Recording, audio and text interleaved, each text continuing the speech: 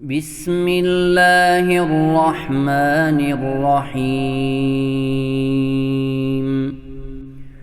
يسبح لله ما في السماوات وما في الأرض الملك القدوس العزيز الحكيم هو الذي بعث في الأميين رسولا منهم يتلو عليهم آياته ويزكيهم ويعلمهم الكتاب والحكمة وإن كانوا من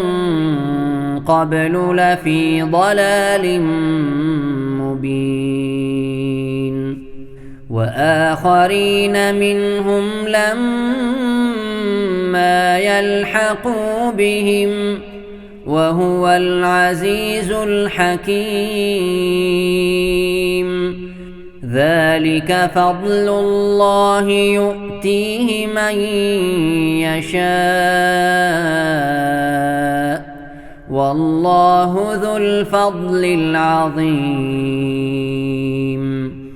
مثل الذين حملوا التوراة ثم لم يحملوها كمثل الحمار يحمل أسفارا بئس مثل القوم الذين كذبوا بآيات الله والله لا يهدي القوم الظالمين قل يا أيها الذين هادوا إن زعمتم أنكم أولياء لله من دون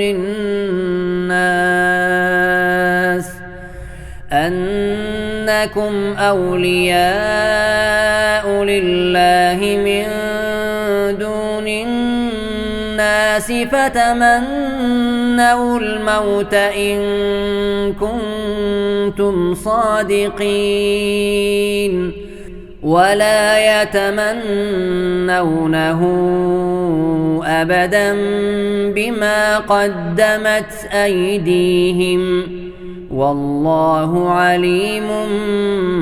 بالظالمين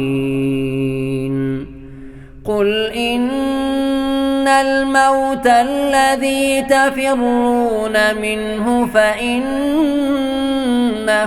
ملاقيكم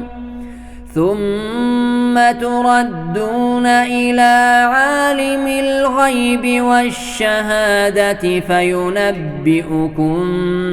بما كنتم تعملون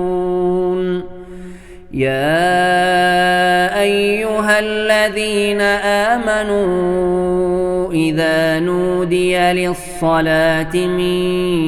يوم الجمعة فاسعوا إلى ذكر الله وذروا البيع ذلكم خير لكم إن كنتم تعلمون فإذا قضيت الصلاة فانتشروا في الأرض وابتغوا من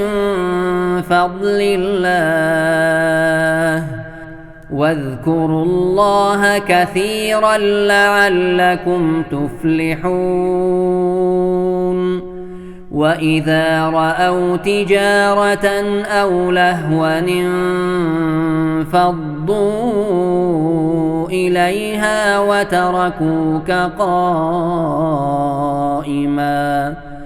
قل ما عند الله خير من اللهو ومن التجارة